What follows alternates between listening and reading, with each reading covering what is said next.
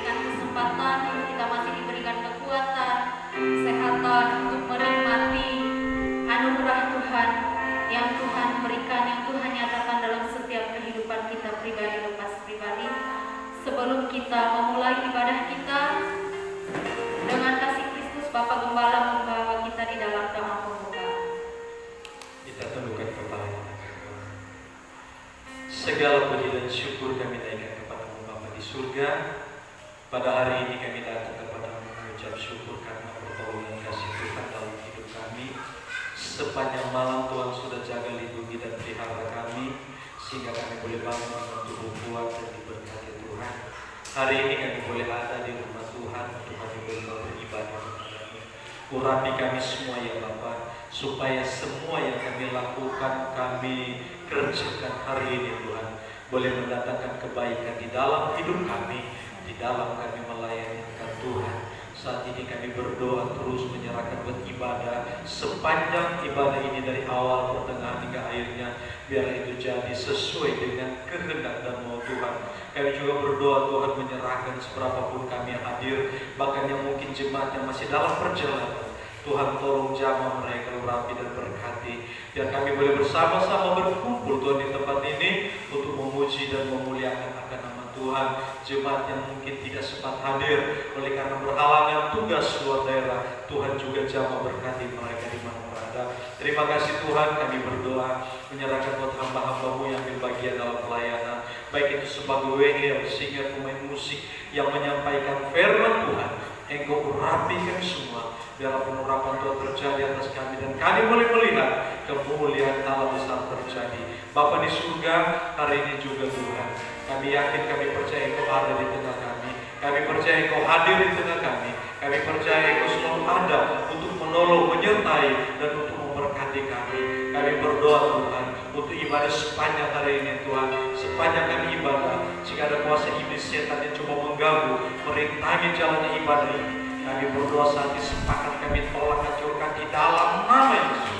Darah Yesus yang berkuasa, Tuhan ambil alih akan ibadah ini, dan ibadah ini boleh menjadi berkat bagi kami. Terima kasih Tuhan, kami percaya, kami yang datang dengan beban, persoalan, masalah, kami akan pulang dengan sukacita yang daripada Tuhan, dan Tuhan buat jalan keluar untuk kami menghadapi setiap persoalan demi masalah yang ada. Terima kasih Bapa, karena Engkau Allah kami, Allah yang tidak pernah meninggalkan kami. Kami mau siap memuji Tuhan, kami mau siap melakukan atau menyembah Tuhan, kami mau siap untuk senantiasa belajar untuk mendengar kata-kata Tuhan. Terima kasih Bapa, kami sudah berdoa, kami mengucap syukur, kami buka ibadah ini dalam nama Tuhan Yesus Kristus. Haleluya, amin. Mari kita siapkan hati kita di hadapan Tuhan, kehidupan kita di hadapan Tuhan. Kita merendahkan diri kita di hadapan Tuhan, agar kita layak untuk memuji menyembah Tuhan, memuji menyembah Tuhan di dalam roh dan kebenaran. Hari ini buka hati kita hanya untuk Tuhan. Biarlah aliran kuasa Roh Kudus itu mengalir dalam pribadi kita masing-masing. Biarlah Tuhan bekerja bagi setiap kita. Tuhan menyatakan kuasa-Nya bagi setiap kita pribadi hari ini. Biarlah Tuhan bekerja atas setiap pribadi kita masing-masing. Ku ada sebagaimana ku ada, berdiri menghadap tahta-Mu Bapa. Naikkan pujian ini dengan sungguh-sungguh di hadapan Tuhan. Haleluya Yesus.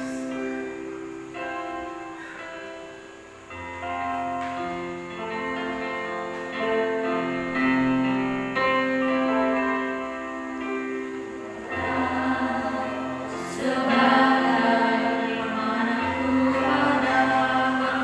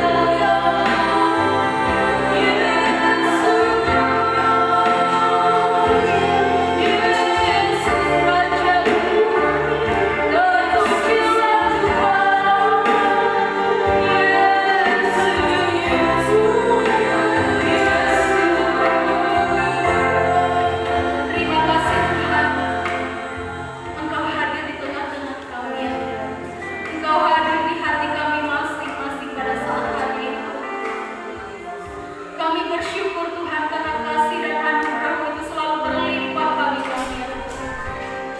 Engkau sangat baik bagi kami. Terima kasih Tuhan, Engkau sangat baik dan teramat baik dalam hidup kami. Saat ini Tuhan, kami akan bersorak-sorai memuji memuliakan nama-Mu Tuhan. Mari pegang erat tangan kami selalu ya Tuhan. Bawa kami ke dalam hadirat-Mu yang kudus.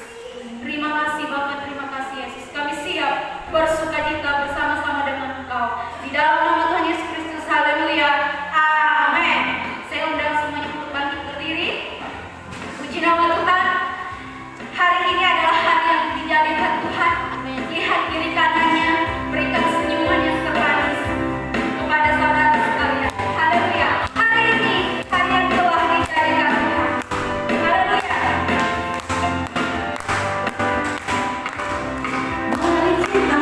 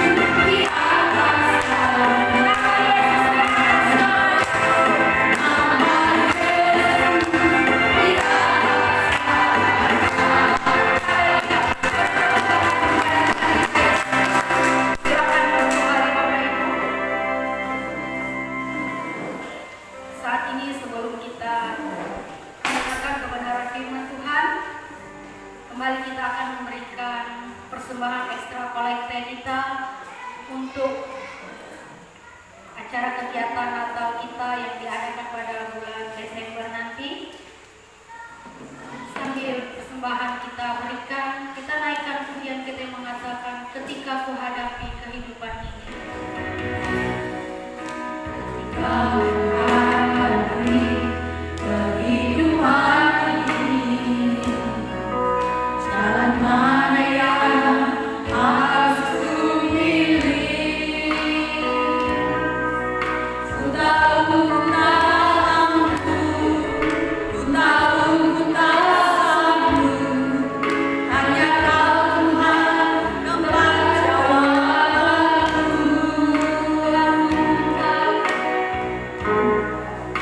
Aku tahu ku tak pernah sendiri, sebab Engkau Allah yang menggendongku. Tanganmu membelaiku, cintamu memuaskanku.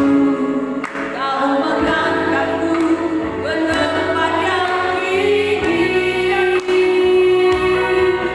Jadiku seperti fajar pagi hari, dan tiada telah bersinar. Cintamu seperti sungai yang mengalir, dan ku tak betapa dalam kasih-Mu. Kita naikkan pujian di dari awal, dengan sungguh-sungguh di hadapan Tuhan, dan persiapkan hati kita untuk menerima kehidupan ini. Jalan mana yang harus ku pilih? Ku tahu ku tak mampu, ku tahu ku tak sanggup. Hanya Kau Tuhan tempat jawabanku. Aku pun tahu ku tak pernah sendiri, sebab Engkau Allah yang menggendongku. Tanganmu membelaiku, cintamu memuaskanku. Kau mengangkatku ke tempat yang tinggi. Jadiku seperti fajar pagi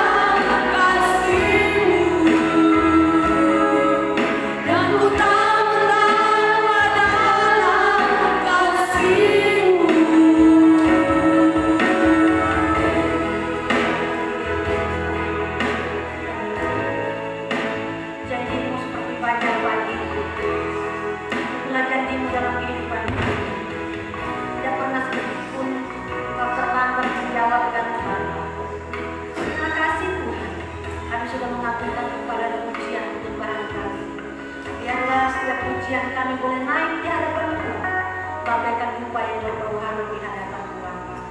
Saat ini kami rindu merenungkan kebenaran firman Tuhan. Biarlah firman itu boleh menguatkan iman kami dalam kami menjalani kehidupan kami di tengah-tengah dunia yang semakin hari semakin penuh dengan kejahatan di Bapa. Biarlah senantiasa kami tetap kuat dalam Tuhan. Langkah kami Tuhan tidak menyimpang ke kiri dan ke kanan, tapi kami tetap berada di dalam kebenaran Tuhan. Terima kasih Yesus, kami sudah berdoa dan kami siap menerima firman Tuhan. Berfirmanlah oleh tengah-tengah kami. Di dalam nama Yesus kami sudah berdoa dan siap terima firman Tuhan. Bersama kita katakan amin. Puji nama Tuhan. Shalom. Tuhan, selamat datang beribadah sama-sama pada pagi hari ini. Puji Tuhan, bagi yang di belakang bisa diisi di kursi yang agak ke depan masih kosong supaya indah dipandang dan kita boleh senantiasa merenungkan firman Tuhan hari ini. Biarlah hikmat Tuhan tetap ada dalam kehidupan kita. Puji nama Tuhan. Ini minggu yang ketiga di bulan Juli. Tidak terasa kita sudah berada melewati hampir 1 bulan di pertengahan tahun 2022. Kita yakin dan percaya sudah banyak yang kita lewati, suka duka yang kita lewati, sudah banyak yang kita lewati. Tapi kita yakin dan percaya apapun yang kita lewati, baik suka, baik duka, kita mau tetap berjalan bersama dengan Tuhan. Amin. Dan apabila kita berjalan bersama dengan Tuhan, Tuhan akan memampukan akan kehidupan kita. Di Tuhan hari ini kita akan belajar bersama-sama kebenaran firman Tuhan. Bapak Ibu bisa melihat ada poin-poinnya. Kita akan bersama-sama belajar bagaimana hidup dalam anugerah Tuhan. Kalau kita ada, itu semua karena anugerah Tuhan. Kalau kita ada sampai hari ini, kita sehat, kita kuat, itu semua karena anugerah Tuhan.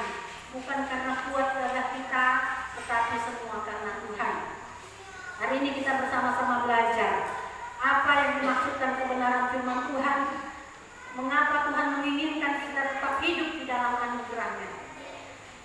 Kita akan melihat di dalam Efesus pasal yang kedua.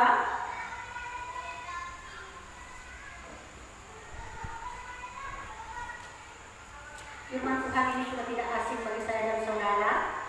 Efesus pasal yang kedua ayat 1 sampai yang ke-10. Kalau sudah, nanti Bapak Ibu bisa lihat di layar atau tidak usah dibuka aja, bisa dilihat di Alkitab masing-masing. Kita akan baca secara bergantian ayat ini dari ayat 1 sampai yang ke-10.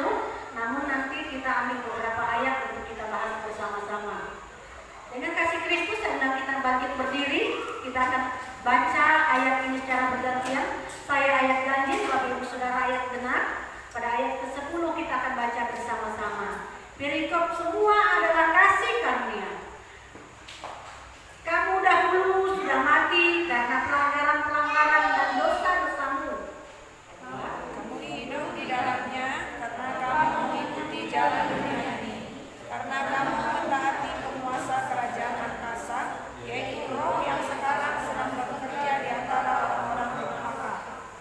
Sebenarnya dahulu kamu semua juga terhitung di antara mereka. Ketika kami hidup di dalam hawa nafsu,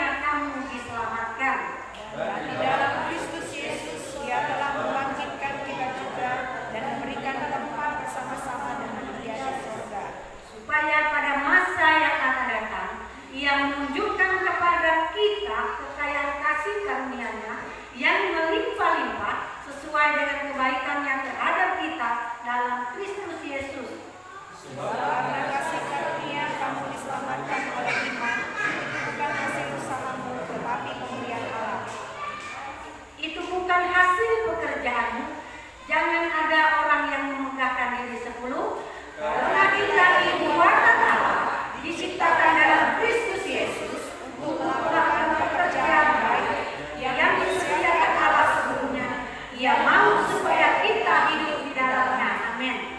Silakan kembali. Puji nama Tuhan. Untuk kita belajar akan ayat ini, kita sedikit melihat latar belakang penulisan daripada Efesus pasal yang kedua ini. Mengapa Rasul Paulus menuliskan surat ini kepada jemaat yang ada di Efesus? Alasan penulisan kitab Efesus ini karena latar belakang jemaat di Efesus belum percaya kepada Kristus. Mereka sangat dipengaruhi oleh adat, kepercayaan, budaya yang begitu melekat dalam diri mereka. Nah, yang dipegang mereka dengan erat karena Efesus adalah pusat pemujaan berhala. Efesus pusat pemujaan berhala. Nanti Bapak Ibu Saudara, kita tidak akan baca ayatnya. Nanti Bapak Ibu Saudara bisa baca di dalam Kisah Para Rasul 19 ayat 27. Di sana kita melihat bahwa Efesus itu pusat pemujaan berhala, bukan hanya terkenal di Asia kecil, bahkan di seluruh dunia. Itu dikatakan kebenaran firman Tuhan di dalam Kisah Rasul 19 ayat yang ke-27. Nah, keadaan inilah kalau kita kaitkan dengan Efesus pasal 2 ayat 1 sampai 10 ini, mengapa Rasul Paulus menuliskan ayat ini kepada jemaat yang ada di Efesus? Karena pengaruh-pengaruh itulah yang terjadi di tengah-tengah jemaat yang ada. Mereka, kehidupan mereka di mana dalam pemujaan mereka yaitu ada Dewi Kesuburan yang mereka puja. Mereka memuja itu dalam kehidupan mereka sehingga itu terbawa-bawa. Ketika mereka sudah mengenal Tuhan pun, itu masih ada di antara jemaat itu, tradisi itu, kebiasaan itu masih terbawa-bawa dalam kehidupan mereka. Sehingga Rasul Paulus mengatakan kepada jemaat yang ada di Efesus ini untuk mereka senantiasa mengenal akan kasih karunia Allah. Lalu mereka boleh hidup, itu semua karena kasih karunia Allah. Kasih, karena anugerah Allah, mereka boleh ada. Mereka boleh diselamatkan, dikatakan firman Tuhan. Itu semua karena anugerah Tuhan. Dikatakan bukan hasil usaha mereka, tetapi semua karena anugerah Tuhan. Anugerah Tuhanlah sehingga mereka beroleh jalan keselamatan. Nah, inilah kebenaran firman Tuhan. Mengapa Rasul Paulus menuliskan ayat ini dalam kehidupan jemaat yang ada di Korintus? Pada hari ini kita akan belajar bersama-sama hidup dalam anugerah Tuhan. Living is God's grace. Hidup di dalam anugerah Tuhan. Kita mau hidup di dalam anugerah Tuhan. Mengapa kita harus hidup di dalam anugerah Tuhan? Ada 3 sifat kasih karunia. Yang pertama, dia menguatkan kita. Yang kedua, dia memerdekakan kita. Dan yang ketiga, mempermudah kehidupan kita. Mengapa dia menguatkan kita? Kalau dengan kekuatan kita sendiri kita berjalan dalam dunia ini, kita tidak mampu dan kita tidak sanggup. Di mana-mana sekarang kita berjalan, bertemu orang, bertemu ibu-ibu. Tidak peduli ibu-ibu, tidak peduli bapak-bapak. Yang saya dengar sekarang semua mengeluhkan harga barang naik. Kalau kita dengan kekuatan kita tidak mampu, kita tidak sanggup. Mengapa semakin hari semakin seperti ini, semakin hari semakin begini dan begini? Nah, oleh sebab itu sifat karunia Allah itu menguatkan kita. Dan yang kedua, sifat Allah itu memerdekakan kita. Kita yang tadi adalah orang yang layak dihukum, orang yang penuh dengan dosa, yang seharusnya mendapat hukuman. Kasih karunia itu yang memerdekakan kita, mempermudah dalam kehidupan kita. Kalau dulu pada zaman perjanjian lama, ketika kita datang kepada Tuhan, kita harus mempersembahkan hewan, kita harus mempersembahkan korban bakaran, korban sembelihan. Kalau zaman sekarang kita masih melakukan itu, bagaimana dengan kita yang tidak terkenal? Apakah kita ada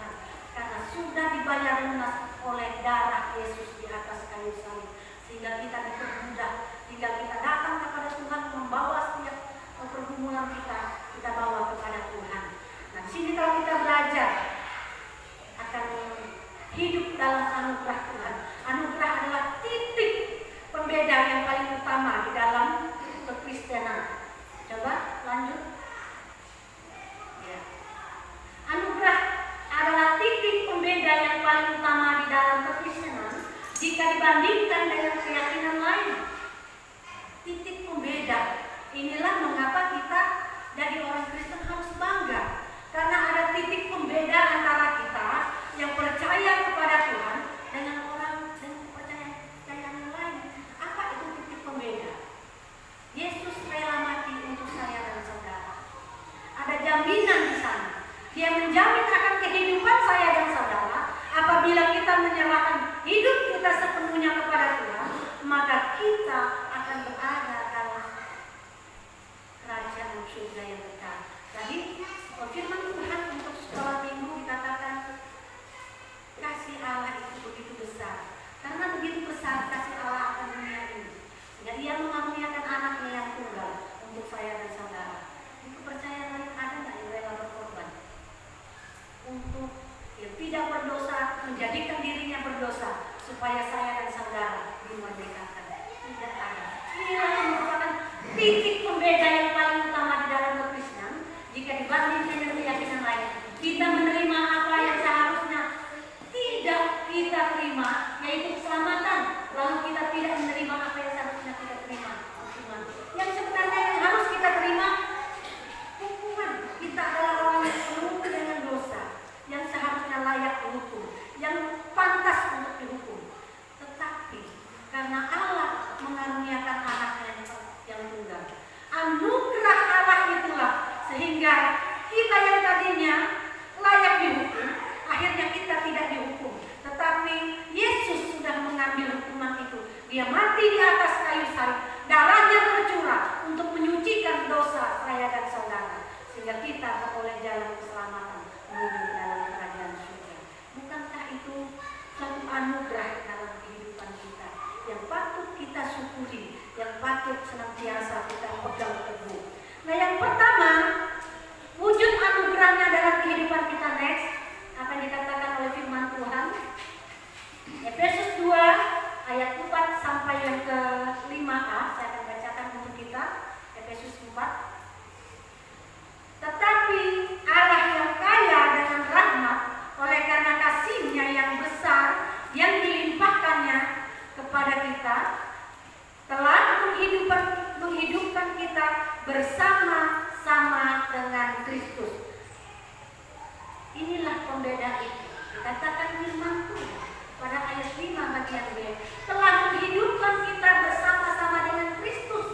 Yang tadi kalau kita baca di awal dalam pembacaan kita, yang tadinya dikatakan jemaat yang ada di Efesus itu mereka mati bukan mati secara jasmani, tetapi terpisah dari Allah karena perbuatan mereka yang tidak berkenan di hadapan Allah.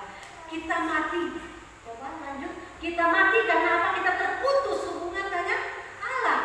Bukan berarti mati secara jasmani. Kalau mati secara jasmani ya udah dikubur. Tetapi di sini kita mati secara rohani, terpisah hubungan kita dengan Allah. Apa yang memisahkan hubungan kita dengan Allah? Dikatakan di ayat pertama awal-awal pembacaan kita tadi adalah pelanggaran kita, dosa-dosa kita.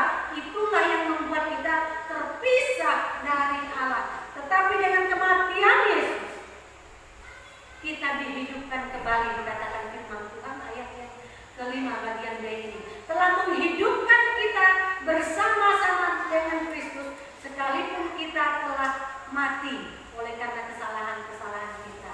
Kita telah mati oleh kesalahan-kesalahan kita, tetapi oleh anugerah Tuhan. Dikatakan anugerah Tuhan, bukan karena kebaikan saya.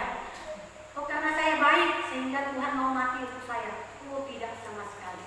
Saya dan saudara orang yang berdosa. Tanpa kita sadari dalam kehidupan kita sehari-hari, ada banyak dosa yang kita perbuat. Tetapi karena kasih karunia Allah, karena anugerah Tuhan, kita senantiasa boleh hubungan kita kembali baik dengan Tuhan. Itu semua dilakukan oleh siapa? Apakah karena usaha kita?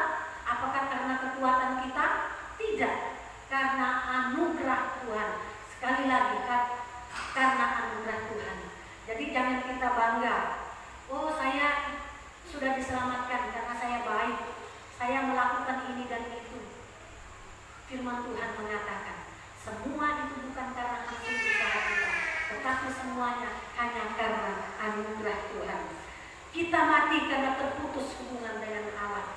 Karena Yesus telah mati di atas kayu salib, sehingga kita di dalam Kristus kita dihidupkan kembali, dalam arti mendapatkan kembali relasi kita dengan Allah Sang Pencipta, mendapatkan kembali relasi kita, hubungan kita dipulihkan kembali. Lalu sekarang ketika hubungan kita sudah dipulihkan oleh Allah, apa yang harus kita lakukan dalam kehidupan kita? Tuhan sudah memulihkan hubungan kita melalui Yesus Kristus. Lalu apa yang kita lakukan? Dalam firman Tuhan, jangan kita menyia-nyiakan kasih karunia Allah. Kalau kita menyia-nyiakan, sia-sia pengorbanan Tuhan di atas kayu salib. Kalau kita menyia-nyiakan itu, apakah kita masih punya relasi yang baik dengan Tuhan? Tentu saja tidak. Itu tergantung dari bagaimana saya dan saudara menyikapi dari anugerah Allah itu sendiri dalam kehidupan kita. Kalau kita mau memiliki relasi yang tetap baik bersama dengan Tuhan, tentunya kita tetap memperbaiki akan hubungan baik kita dengan Allah, supaya relasi kita dengan Allah itu tetap terjalin, supaya relasi kita dengan Allah itu tetap terhubung, kita tidak terputus karena dosa-dosa kita. Di dalam Yesaya dikatakan yang menjadi pemisah antara kita dengan Allah itu adalah antara dosa kita. Yang membuat doa-doa kita tidak dijawab oleh Tuhan adalah dosa kita. Itulah yang menjadi penghalang, penghambat dalam kehidupan kita. Apabila kita mau kita mendapatkan relasi yang baik, kita mau mendapat respon yang baik dari Tuhan, perbaiki relasi kita dengan Tuhan, perbaiki hubungan kita dengan Tuhan, perbaiki juga hubungan kita dengan sesama. Nah, yang kedua, wujud anugerahnya dalam hidup kita, yang kedua, menyelamatkan kita.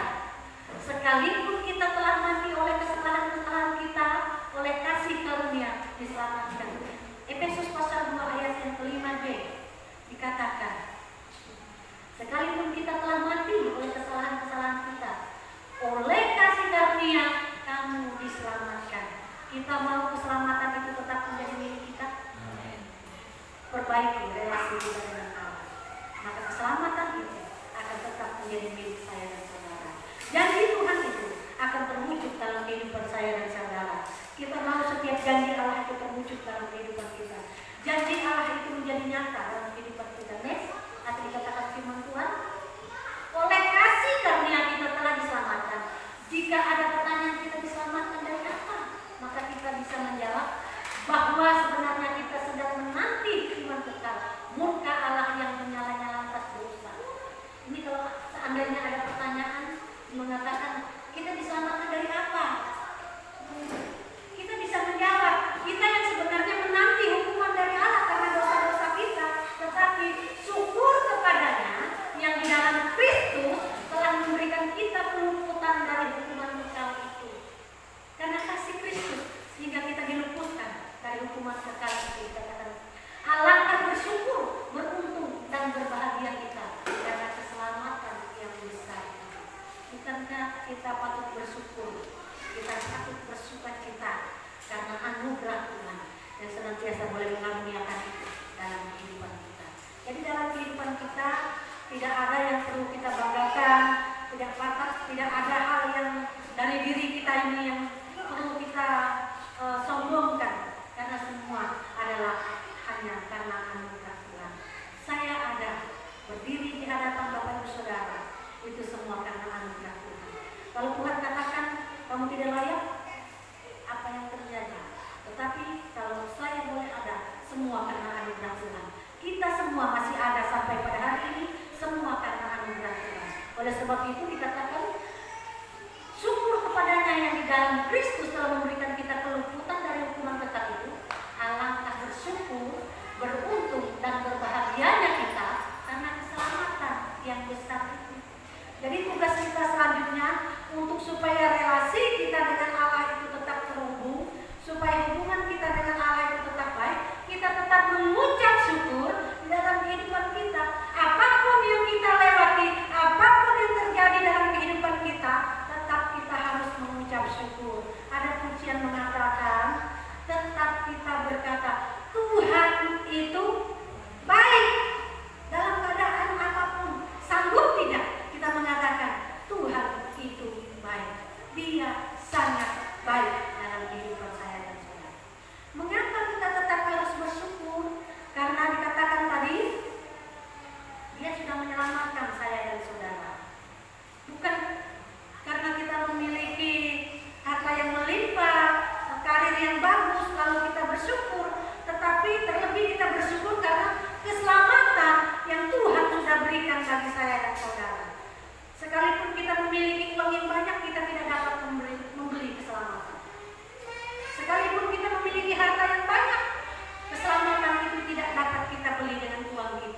dengan harta kita. Semua itu pemberian Allah, itu hanya anugerah Allah. Di luar dari anugerah Allah, tidak ada keselamatan dalam kehidupan kita. Tetap kita mengucap syukur karena anugerah Allah. Nah, yang ketiga, wujud anugerahnya dalam kehidupan kita yang ketiga, next, memberikan tempat di surga bagi kita. Dan di dalam Kristus Yesus Dia telah membangkitkan kita juga dan memberikan tempat bersama-sama dengan Dia di surga. Tuhan menyediakan tempat bagi saya dan saudara. Hal ini hanya bisa terjadi apabila relasi kita baik dengan Tuhan, apabila hubungan kita dengan Sang Pencipta itu baik. Kalau hubungan kita dengan Sang Pencipta itu tidak baik, maka ini semua hanya menjadi mimpi. Next, akan dikatakan di sana, paket komplit yang kita terima setelahnya adalah pemberian tempat bagi kita di surga yang kekal. Setelah Dia memperbaiki hubungan kita tadi dengan Allah, setelah Dia memberikan dirinya, merelakan anaknya yang tunggal untuk memperbaiki hubungan saya dan saudara dengan Allah, maka apa yang dilakukan selanjutnya? Dia bukan hanya sekedar memberi jalan bagi saya dan saudara, tetapi dikatakan paket komplit, dikatakan di sana yang kita terima setelahnya adalah pemberian tempat. Kita bukan hanya diperbaiki hubungan kita dengan Allah, tetapi kita disediakan tempat, yaitu surga yang kekal bagi saya dan saudara. Dia menyediakan surga yang kekal bagi saya dan saudara. Kalau kita mau memperbaiki akan relasi kita dengan Tuhan, maka tempat yang disediakan oleh Allah itulah yang akan menjadi tempat saya dan saudara. Saya dan saudara boleh ada di tempat yang Tuhan sudah sediakan bagi kita. Tuhan sudah menyediakan, Tuhan sudah memberi jalan bagi saya dan saudara. Tuhan sudah memperbaiki hubungan kita dengan Allah supaya relasi kita menjadi baik. Bahkan bukan hanya itu saja, Dia juga menyediakan tempat bagi saya dan saudara. Anugerah keselamatan yang sudah dan sedang kita alami. Kita sekarang sementara menjalani akan keselamatan itu. Kita sekarang sementara menuju ke sana. Apa yang kita lakukan sekarang, kita beribadah kepada Tuhan, itu adalah tujuannya kita menunjukkan bahwa kita memperbaiki relasi kita dengan Tuhan. Sehingga apa di sini dikatakan anugerah keselamatan yang sudah dan sedang kita alami, kita sedang mengalaminya, bukan kita sudah mengalami, tapi kita sedang mengalaminya, akan berujung dengan kehidupan kekal selamanya bersama dengan Bapa di surga. Inilah tujuan kita, untuk memperbaiki hubungan kita dengan Tuhan, untuk kita boleh bersama dengan Bapa dalam surga yang kekal. Sebuah pekerjaan yang tidak dilakukannya setengah-setengah, namun utuh, komplit, dan menyeluruh. Dia tidak setengah-setengah. Dia bukan hanya sekedar memberi anaknya untuk memperbaiki relasi kita, tetapi Dia juga datang untuk menyediakan tempat bagi saya dan saudara. Nah, bagaimana supaya kita tetap hidup di dalam anugerah Allah? Yang pertama, kita harus sadar dan berbalik kepada jalannya Allah. Kita mau kehidupan kita, ini tadi hubungan kita sudah diperbaiki oleh Tuhan. Terus yang selanjutnya kita sadar dan berbalik kepada Tuhan. Berbalik dari jalan kita yang salah tadi, supaya relasi kita tetap baik dengan Tuhan. Ketika kita berbalik dari setiap apa yang salah dari kehidupan kita dengan Allah, itu bukti kita memperbaiki hubungan kita, relasi kita dengan Allah. Maka apa yang akan dikerjakan Tuhan dalam kehidupan kita? Yang kedua, bagaimana kita harus hidup dalam anugerah Allah? Kita mengenal Allah dengan benar. Kita mau mengenal Allah kita dengan benar? Tidak ada yang menjawab dengan tegas mengatakan, kita mau mengenal Allah dengan benar? Amin. Amin. Supaya apa? Dikatakan firman Tuhan tadi, surga yang kekal. Kita berada bersama dengan Bapa di surga, di dalam kerajaan surga yang kekal. Itulah tujuan kita. Nah, sebagai kesimpulan kita pada hari ini adalah kita sebagai orang percaya kepadanya, mari kita hidup dalam anugerah Tuhan dengan cara adalah sadar dan berbalik kepada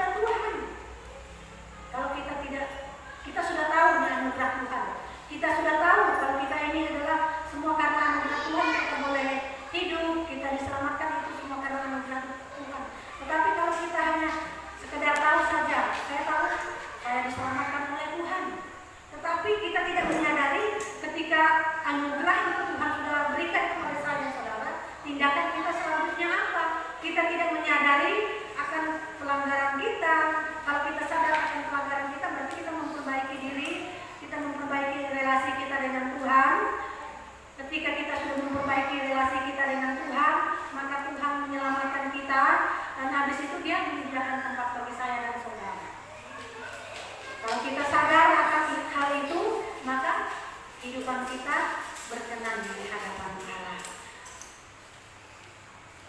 Mari kita hidup dalam anugerah Tuhan. Caranya kita sadar, berbalik kepada Tuhan. Kita mengenal Allah dengan benar. Kita mau hidup kita tetap mengenal Allah dengan benar. Sehingga ketika kita ditanya, kok orang Kristen begini dan begitu, kita bisa menjawab. Tadi dalam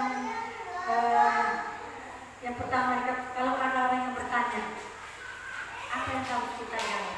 Sebenarnya kita harus dihukum, tetapi karena anugerah Tuhan, kita beroleh jalan keselamatan. Itulah yang menjadi kebanggaan kita sebagai orang percaya. Saya dan saudara yang berdosa, tetapi ada orang yang rela mati untuk saya dan saudara. Dia yang tidak berdosa menjadikan dirinya berdosa. Dia yang tidak bersalah, dia memberi dirinya untuk bersalah, menerima hukuman di atas kayu salib hanya untuk saya dan saudara. Semua itu bukan karena kebaikan kita. Semua itu hanya karena anugerah Tuhan yang terjadi dalam kehidupan kita. Puji nama Tuhan. Kebenaran firman Tuhan tidak saya panjang lebarkan untuk saya dan saudara.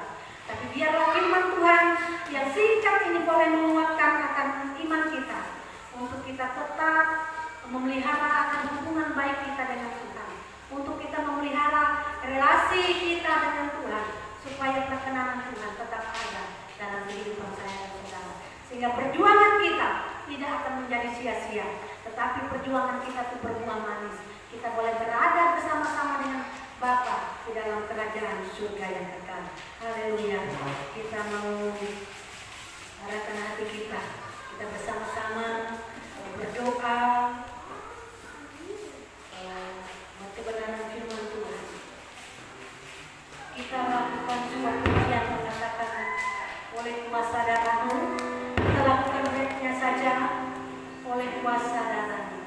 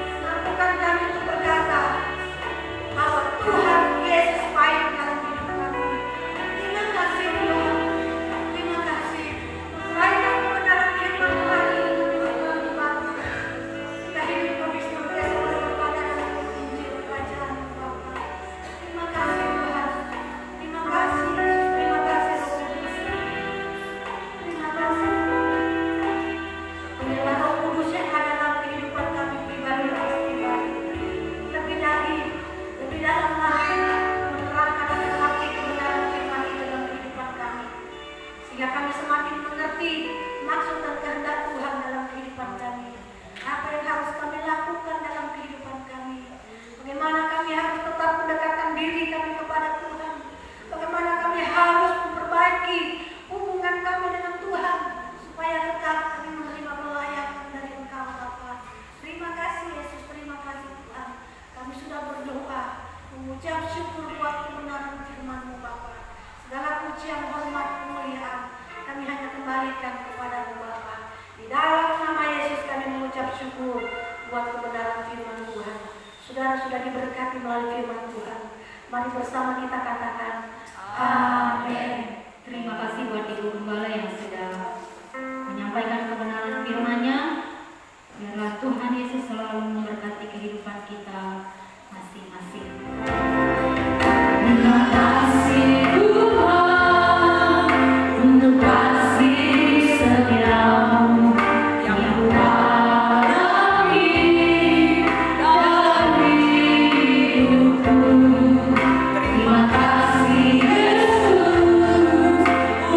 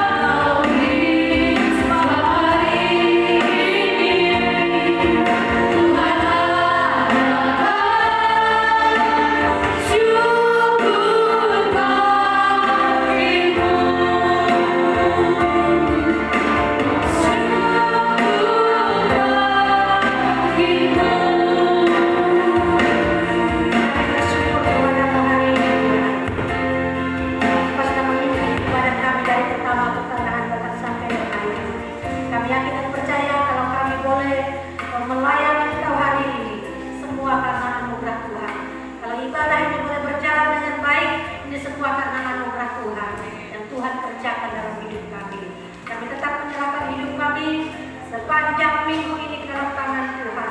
Dalam setiap aktivitas, tugas dan pekerjaan kami masing-masing, kami bawa hanya ke dalam tangan Tuhan. Di dalam nama Yesus, penyertaan Tuhan tetap ada di sana. Dalam setiap tugas pekerjaan sidang jemaat-Mu, apa saja dibuat kedua tangan sidang jemaat-Mu, diberkati dengan berkat-berkat yang terbaik dari surga. Terima kasih Yesus, terima kasih. Kami juga berdoa buat tangan-tangan yang sudah memberi buat pekerjaan Tuhan hari ini, baik melewati persembahan, persepuluhan untuk pembangunan gereja, bahkan mau Tuhan untuk kas gereja kami bawa ke tangan Tuhan. Diberkati tangan-tangan yang sudah memberikannya Bapa, bahkan yang mengembalikan milik Tuhan melewati persembahan, persepuluhan. Diberkati 30, 60, 100 kali lipat. Tuhan memberkati kami. Ya, kami boleh tetap menikmati setiap berkat-berkat Bapa. Bahkan setiap taburan kami, berapapun itu Tuhan, taburan kami untuk pembangunan gereja, kami tetap bawa ke dalam tangan Tuhan. Di dalam nama Yesus, memberkati setiap usaha pekerjaan sidang jemaat Bapa. Apapun profesi yang menjadi tugas pekerjaan sidang jemaat, diberkati dengan berkat-berkat yang terbaik dari surga. Sehingga dengan berkat-berkat Tuhan, kami boleh senantiasa sedikit berbagi untuk pembangunan gereja ini Bapa. Terima kasih Yesus, terima kasih. Ibadah kami sepanjang minggu tetap kami bawa ke dalam tangan Tuhan. Kami juga tetap bawa setiap koordinator yang ada, baik sekolah minggu, pemuda remaja, kaum wanita, setiap koordinator ini Tuhan kami bawa ke dalam tangan Tuhan. Di dalam nama Yesus diurapi oleh darah Yesus sehingga mereka melayani akan Engkau dengan urapan baru yang daripada Tuhan sendiri. Bahkan Tuhan, setiap pelayan-pelayan Tuhan sudah melayani Engkau hari ini. WL singer, pemain musik, pemandu LCD, bahkan Tuhan yang membawa doa, bahkan kami semua Tuhan yang menyampaikan kebenaran firman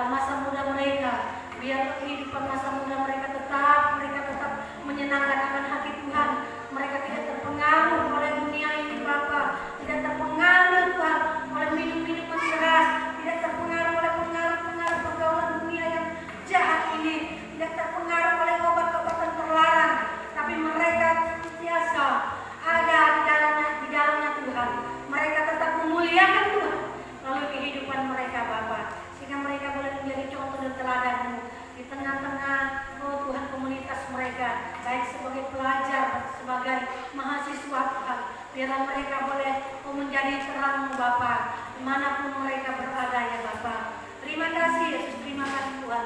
Kami yakin percaya hari ini kami sudah dilawat Tuhan.